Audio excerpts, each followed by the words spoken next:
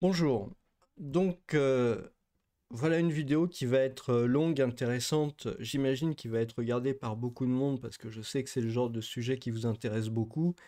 Et donc abonnez-vous, ça permet de faire beaucoup plus de contenu et du contenu beaucoup plus intéressant. Donc c'est le point de conjoncture du 9 septembre 2024, on va étudier ça. Encore une fois, la vidéo va être très longue parce qu'il y a vraiment pas mal de choses à voir.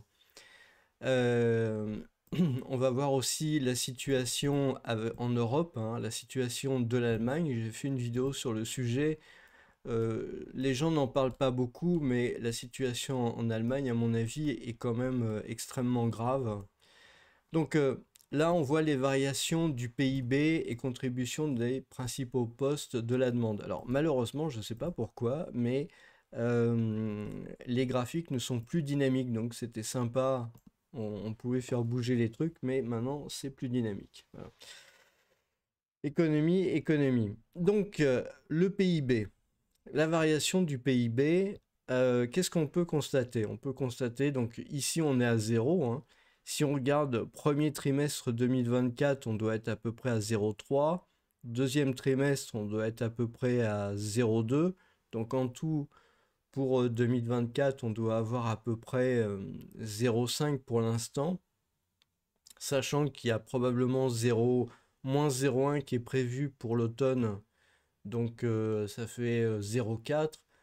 Après, voilà, j'ai lu des titres comme quoi on terminerait l'année à 1,1%. Moi, je sais pas, je veux dire, ça me paraît un peu bizarre. Je pense qu'on commence à voir au deuxième trimestre, janvier, février, mars, avril, mai, juin. Non, même pas. En fait, on voit même pas, en fait, au deuxième trimestre, l'effet de la dissolution.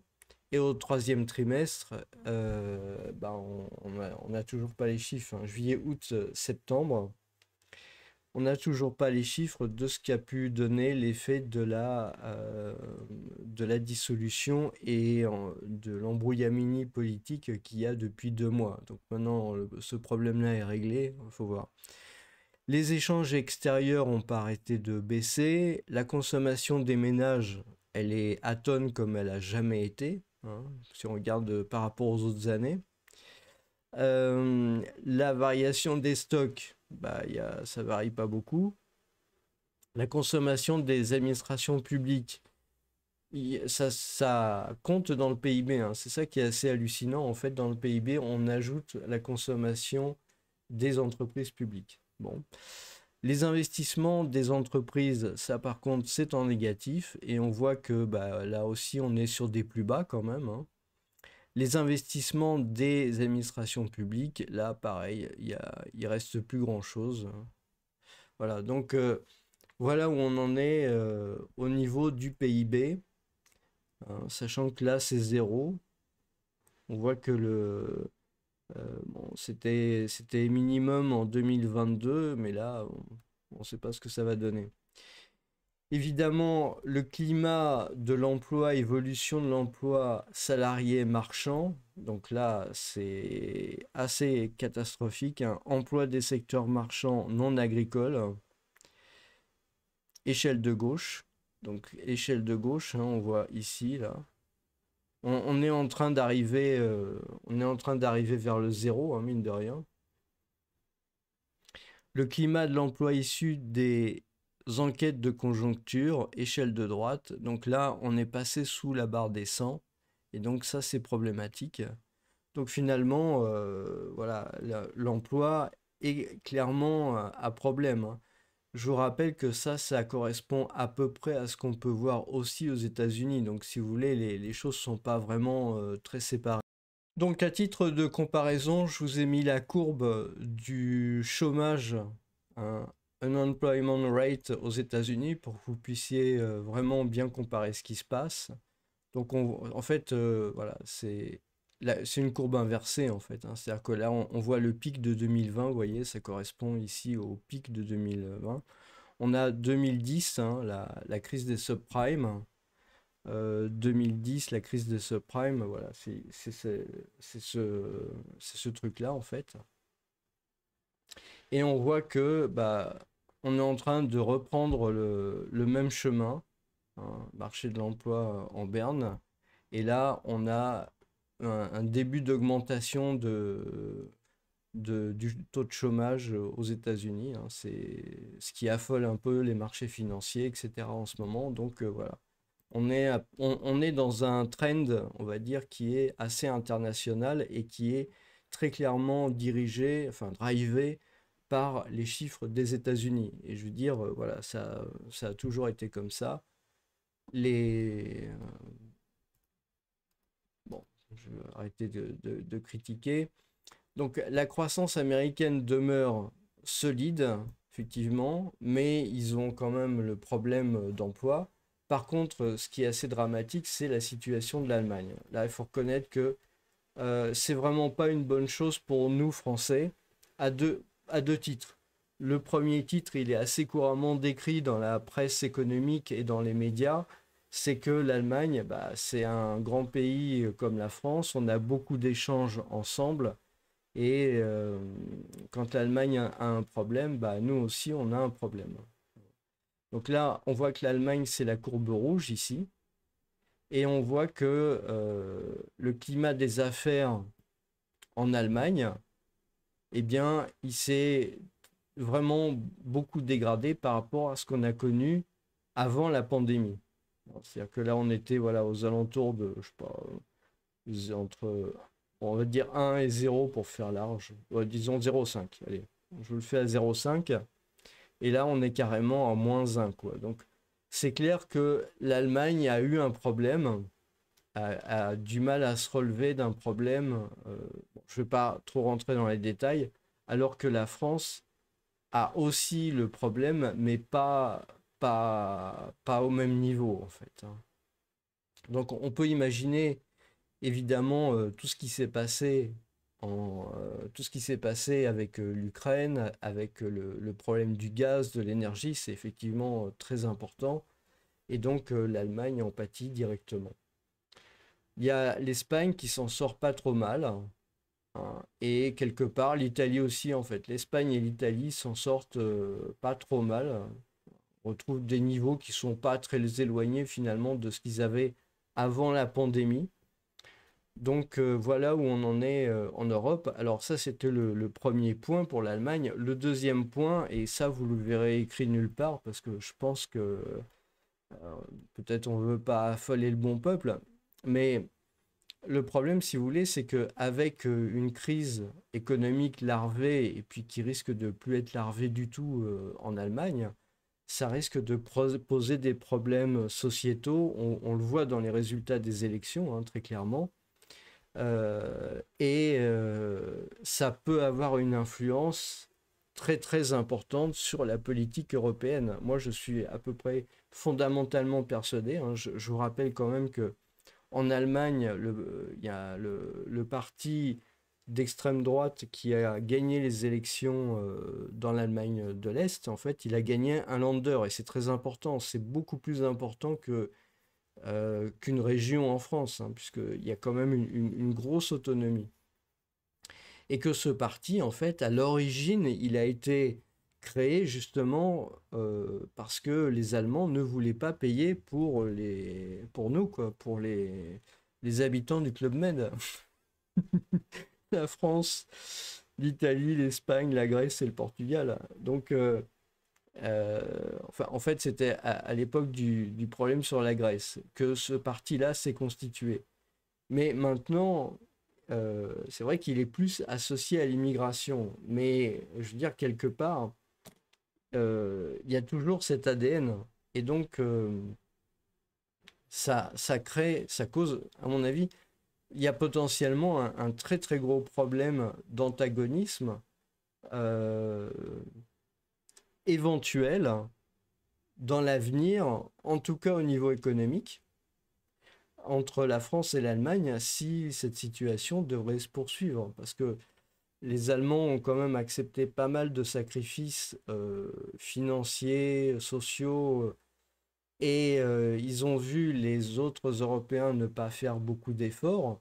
Je pense que en cas de crise économique assez difficile en Allemagne, je vois mal les Allemands continuer à accepter cette situation, d'autant plus, et je pense que quelque part, les liens qui se sont distendus entre la France et l'Allemagne récemment sont aussi dus à ça. C'est une des autres catastrophes des jeunes Mozart de la finance, en fait, parce que en étant jeunes, ils n'ont pas vraiment l'expérience de l'histoire, pas vraiment l'expérience des négociations, de tous ces trucs-là. Donc finalement, c'est des choses dont ils prennent pas en compte. Mais je veux dire, quelque part, les liens d'amitié entre la France et l'Allemagne, ça date d'après la Seconde Guerre mondiale. Et c'est parce qu'il y a des gens qui ont fait la guerre, qui ont fait un effort pour, euh, pour renforcer ces liens. Je veux dire, faut pas oublier quand même que De Gaulle, qui a quand même lancé un peu cette politique, pendant la Première Guerre mondiale, il avait été gravement blessé, etc. Donc, je veux dire, quelque part, il y avait quand même il y avait quand même des choses qui étaient vraiment importantes à voir de ce côté-là. Et je pense qu'il faut vraiment faire très très attention à la relation entre la France et l'Allemagne. Il n'y a pas que des enjeux économiques et, euh, et je pense que c'est important d'avoir des très bonnes relations. Et puis il n'y a pas de raison. Je veux dire, moi je connais, enfin pas beaucoup, mais je connais quelques Allemands. Enfin, voilà, au fur et à mesure des échanges que j'ai pu avoir dans différents pays, il y en a beaucoup qui parlent le français, mine de rien, hein. Ils ont appris quand même le français à l'école. Et donc, voilà, quoi. Je veux dire, ils font des efforts et ils sont pas dans une situation très facile, mais la compétition qui existe malheureusement au sein de l'Europe entre les pays est une vraie catastrophe. Soit on fait l'Europe et et il y a comment dire, une entente et il y a quelque chose de construit ensemble, soit il faut pas faire des illusions et, euh, comment dire. Le problème en Europe, si vous voulez, c'est que ce qui se passe, moi j'ai pu voir en allant en Asie, c'est très clair. Je veux dire, les Européens fondamentalement sont pas vraiment différents. On a les mêmes références culturelles, les mêmes références religieuses, enfin voilà, les mêmes références historiques. Bon, il y a vraiment beaucoup de choses en commun, en tout cas pour le peuple quelque part. Et mais c'est pas ce qui se passe au niveau européen. Au niveau européen, tout le monde tire la couverture à soi et ça peut pas marcher comme ça très très longtemps. C'est un peu pour ça il y a tous ces problèmes. Donc vraiment la situation en Allemagne, personnellement, m'inquiète énormément, hein. Je pense que c'est vraiment un des sujets les plus vraiment les plus embêtants, pas qu'au niveau économique. Justement parce que maintenant, les Allemands ne sont pas dans une bonne situation et que bah, ils ont fait beaucoup d'efforts à leur sens, hein. Après tout, moi, je sais pas, je veux pas rentrer dans le débat, mais voilà, c'est des choses qu'il faut savoir avant de commencer à discuter, et voilà. Donc c'est pour ça aussi, probablement, que les histoires de dette euh, des pays qui se portent plutôt mieux, bah, ça risque de pas être si simple que ça à régler. C'est plus toute chose égale par ailleurs, hein, parce que là, on voit bien que l'Allemagne, eh bien, il y a quand même, il y a moins un point de, le climat des affaires est vraiment pas bon, quoi. Et c'est plus comme avant, quoi. Donc voilà, il y a des choses à faire. Alors ça tient de la politique, peut-être de la politique européenne, mais c'est quelque chose, il faut vraiment prêter très très attention. Ça veut dire que ça a un impact économique, mine de rien. Ça veut dire quelque part, euh, le budget de 2024 et mais beaucoup plus probablement 2025, ça devra être un budget qui soit allemand compatible, hein. Sinon ça va pas le faire, hein. À un moment donné, ça risque de vraiment pas le faire. Et je vous rappelle, hein, l'histoire de la cour de Karlsruhe qui a mis Enfin, voilà, je veux dire, je sais pas si elle a rendu un avis, mais pour la Grèce, la question s'était posée. Et à ce moment-là, bon, les choses n'étaient pas aussi dramatiques qu'elles le sont maintenant. Donc c'est pour ça, il faut surveiller de très près. Et je pense qu'il n'y a pas beaucoup de gens qui lisent les journaux allemands, qui s'intéressent à ce qui se passe en Allemagne. Mais si vous avez des médias, par exemple francophones, qui traitent des sujets justement qui parlent de ça sur l'Allemagne, qui parlent de sa situation économique, de la situation sociale, etc., ben, je pense que c'est intéressant de vous y intéresser, oui. Parce que pour moi, il y a beaucoup de choses qui vont se passer en Europe au niveau économique et qui sont extrêmement dépendants de ça. Dire, encore une fois, avant la pandémie, toutes les économies étaient à peu près, voilà, le climat des affaires était à peu près généralement le même. Là, on a clairement un décrochement de l'Allemagne, hein. Et pour dire le terme, je pense que c'est dangereux, clairement. Je pense que c'est dangereux, il faut le dire, il faut peut-être pas avoir peur des mots, mais pour moi, c'est vraiment dangereux. Donc, euh, c'est une situation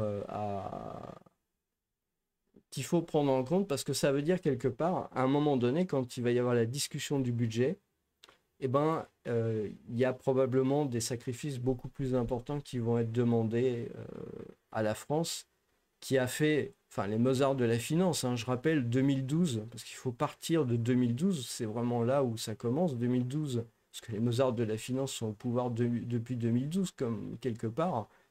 2012 jusqu'à 2024, ça a été une pure catastrophe. Donc, les Allemands, ils paieront pas pour ça, ils voudront pas payer, ils accepteront pas ça. Donc, c'est pas une bonne idée que de mettre à l'épreuve euh,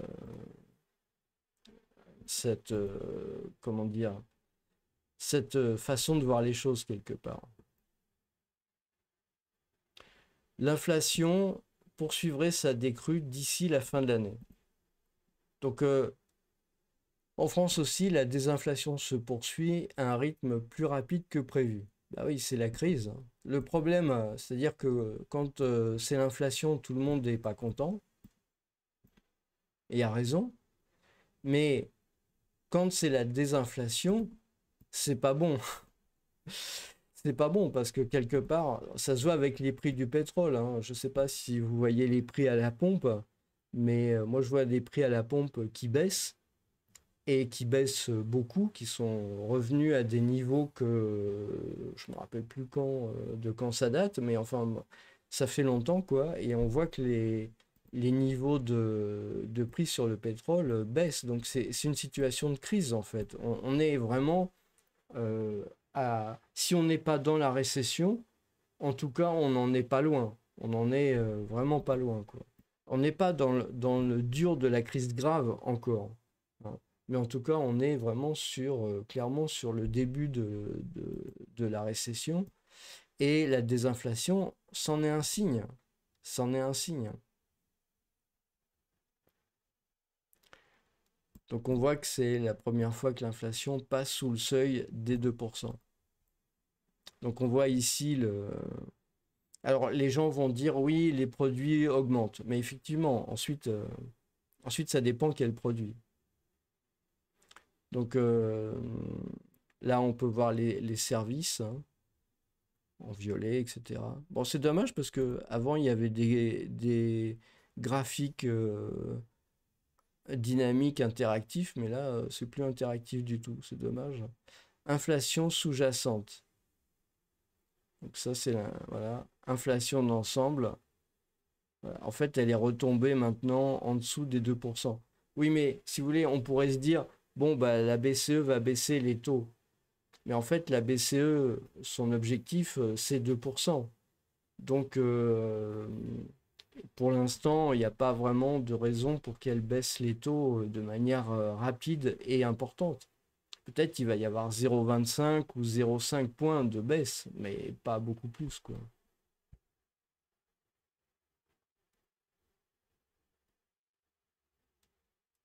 Donc, c'est ce qu'on peut voir. Malgré les tensions persistantes au Proche-Orient, les cours du pétrole sont orientés à la baisse en raison d'une demande intérieure atone en Chine.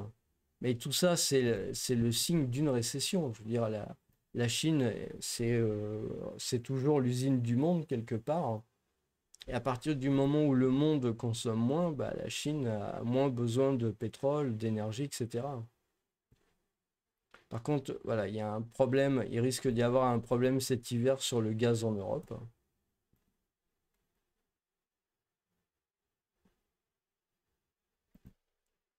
Donc voilà, il y aurait toujours de l'inflation sur les aliments, hein. C'est pour ça que vous voyez en fait les prix qui continuent de monter, hein. Malgré on vous dit à la télé, oui, l'inflation baisse, pas pour les produits alimentaires, quoi.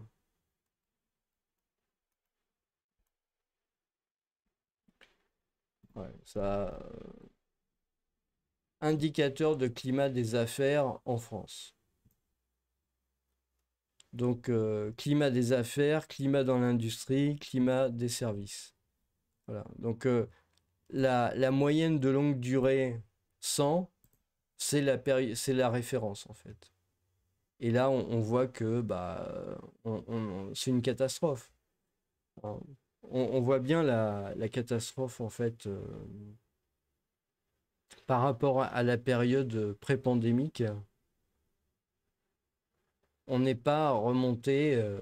Alors, c'est moins dramatique que l'Allemagne, mais voilà, ça reste quand même pas bon. Et là, on voit un pic là, qui descend vers le sud.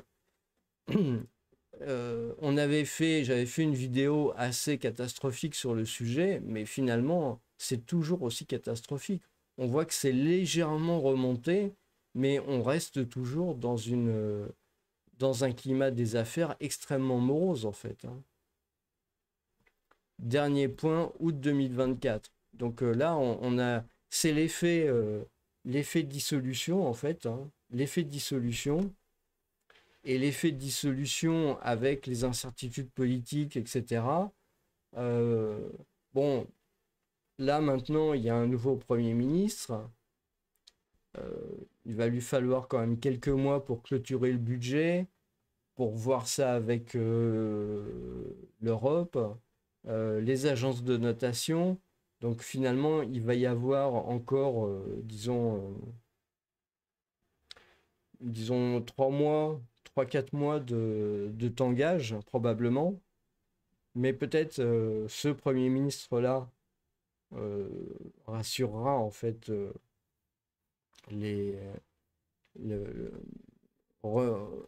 améliorera en fait quelque part le climat des affaires. Maintenant, je veux dire, il faut bien comprendre que le climat des affaires, c'est directement votre emploi et votre salaire. Donc à partir du moment où, pour des raisons purement politiques, il y a des, comment dire, je sais pas, vouloir faire tomber le gouvernement, passer des motions de censure, vouloir renverser le gouvernement parce que moi je veux la place et que ça m'intéresse pas du tout de ce que devient le pays, etc. Mais je pense que beaucoup de Français commencent à le comprendre en fait. Ils commencent à percevoir le danger de la dette, le danger des Mozart de la finance 2012 à 2024 qui les ont plongés là, dans cet enfer, hein, parce que ça va être quand même assez dur.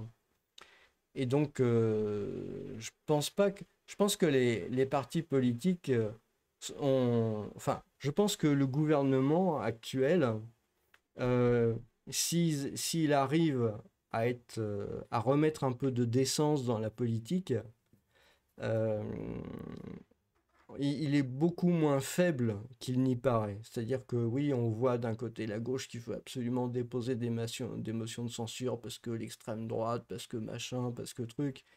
Et puis d'un autre côté, on a le RN, oui, nous allons les surveiller, tout ça, machin. Mais en fait, quand on voit la situation économique, hein, je rappelle les paroles de Bill Clinton, je pense qu'on les répète jamais assez. It's the economy, stupid. Ça veut dire, c'est l'économie, ça veut dire, en fait, est-ce que les gens, ils ont à manger? Est-ce qu'ils ont un travail? Je veux dire, c'est ça qui compte. Le reste, je crois que ça compte beaucoup moins, à vrai dire. D'ailleurs, les gens descendent dans la rue quand ils ont faim, hein, puis voilà.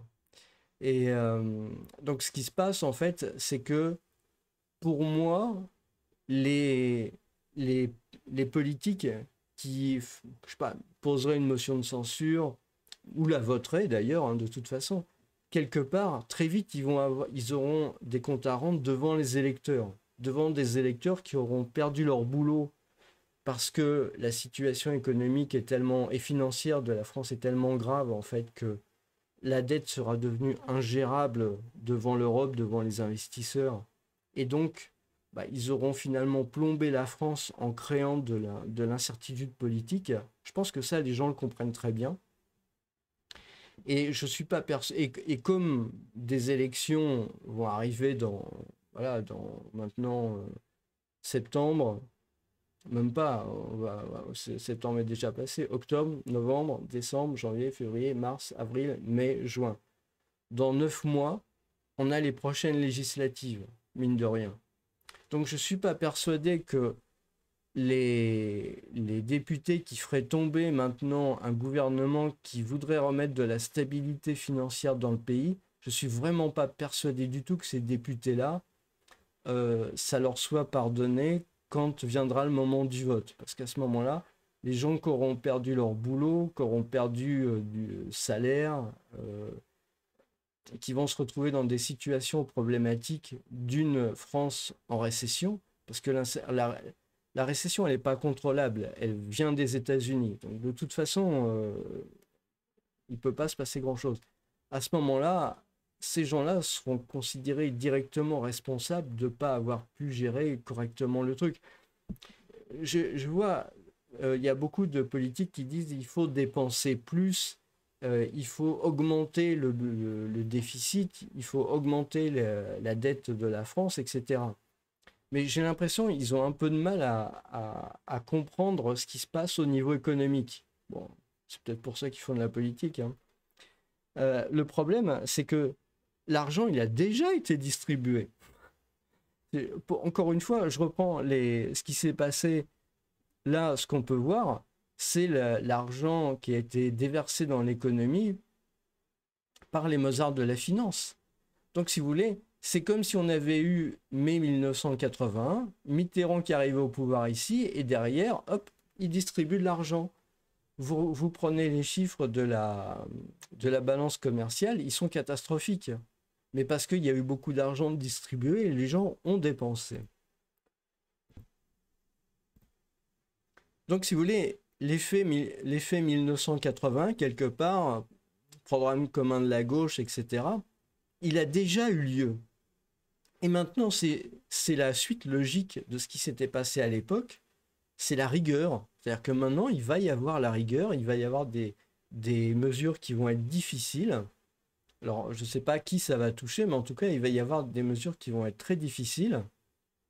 On a vu tout à l'heure avec l'Allemagne le pourquoi du comment, parce que si vous voulez, c'est important de discuter des trucs, c'est pas une fixation que je fais, hein, mais si vous voulez, c'est pas des trucs que vous verrez dans les gros titres des journaux. Je pense que c'est des trucs qui doivent se négocier quelque part quand, comment il se rappelle? C'est Schröder? Bon, je ne me rappelle plus comment il s'appelle, le chef, le chef allemand. Mais quand le chef allemand va discuter avec le chef français, à ce moment-là, ce qu'il lui dit, c'est, tu sais, on pourra pas aller trop loin parce que moi, j'ai des gens derrière qui vont pas être d'accord et ça va pas le faire. Et voilà, c'est un peu ce qui se passe, hein.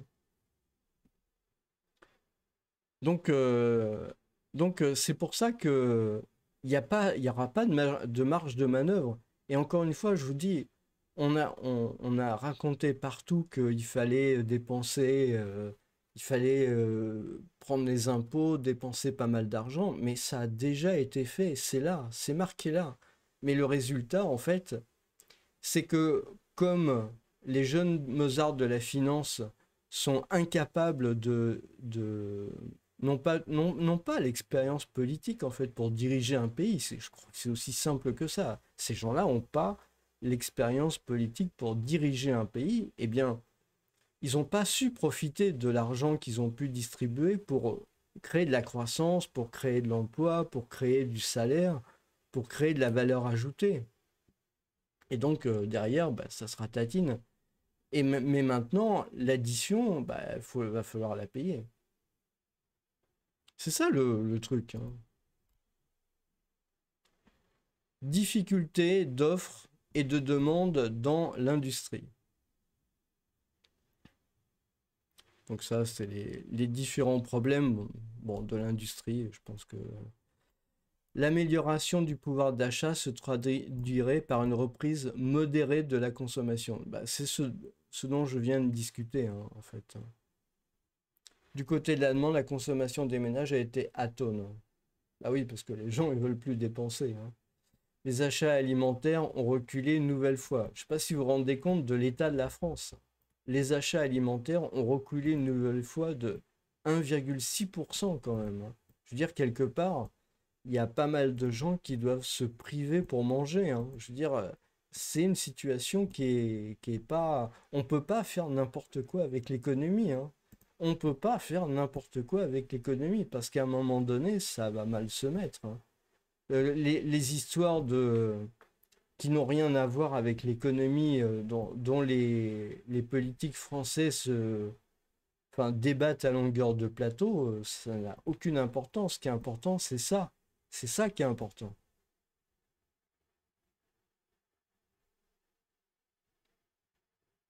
Alimentaire.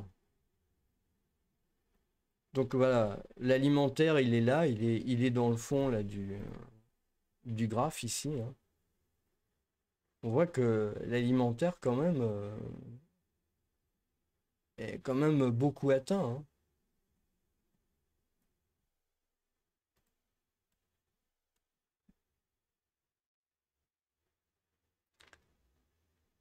La consommation des ménages augmenterait, donc c'est conditionnel, franchement à l'été sous l'effet des dépenses liées aux Jeux olympiques et paralympiques. Du fait des achats de billets enregistrés en comptabilité nationale au moment de la tenue de ces dernières.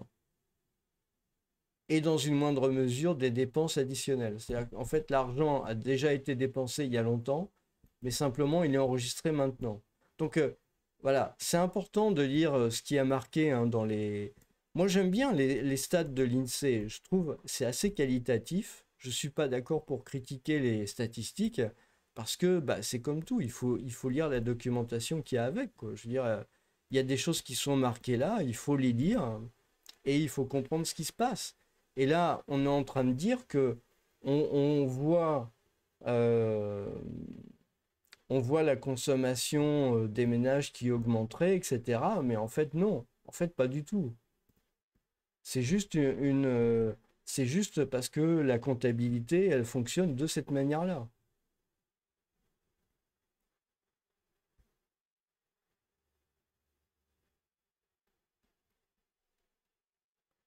Le climat des affaires dans le commerce de détail, l'industrie, l'agroalimentaire, l'hébergement et confiance des ménages. Bon, bah, c'est dommage vraiment qu'il n'y ait pas le confiance des ménages. C'est ce qui est ancien. Bon, bah, c'est toujours à la cave, hein. Ça remonte, mais c'est toujours à la cave et on est en dessous de 100, hein. C'est ça le problème en fait, hein. C'est vraiment ça le problème, hein.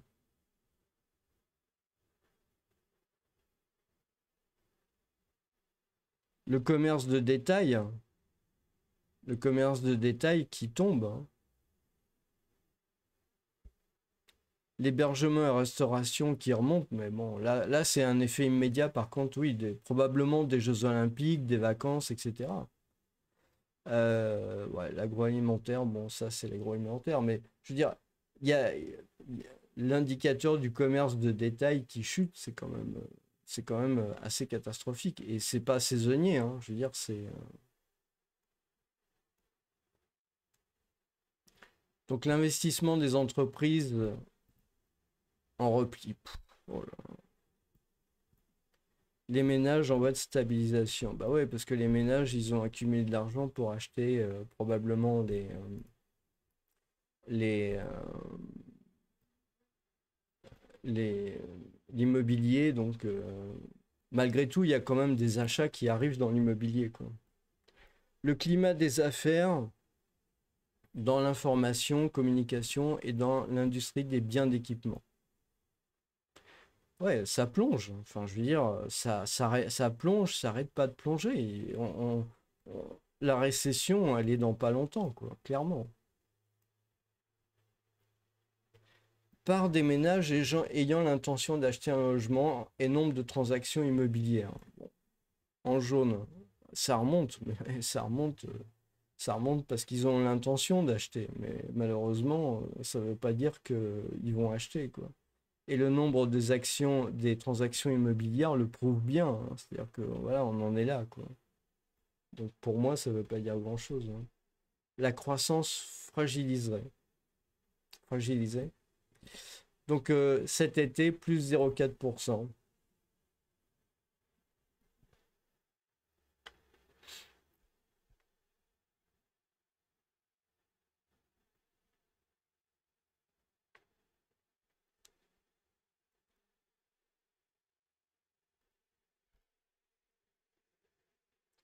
La reprise de l'économie allemande ne cesse d'être poussée. Une sortie de l'ornière apporterait un soutien bienvenu. Voilà. Voilà. Tandis qu'une entrée en récession franche freinerait les exportations françaises. Oui, en plus, je ne sais pas exactement ce qu'il en est, mais j'ai vu qu'au niveau allemand, en fait, il y avait eu des coupures de gaz supplémentaires, de gaz provenant de la Russie, donc ça ne va pas non plus être très bon pour l'économie allemande, mais le problème, c'est que voilà, on est aussi dépendant des Allemands, hein. Ça fait quand même partie des principaux pays avec lesquels on est en relation. Si l'Allemagne va mal, nous, on va mal, quoi.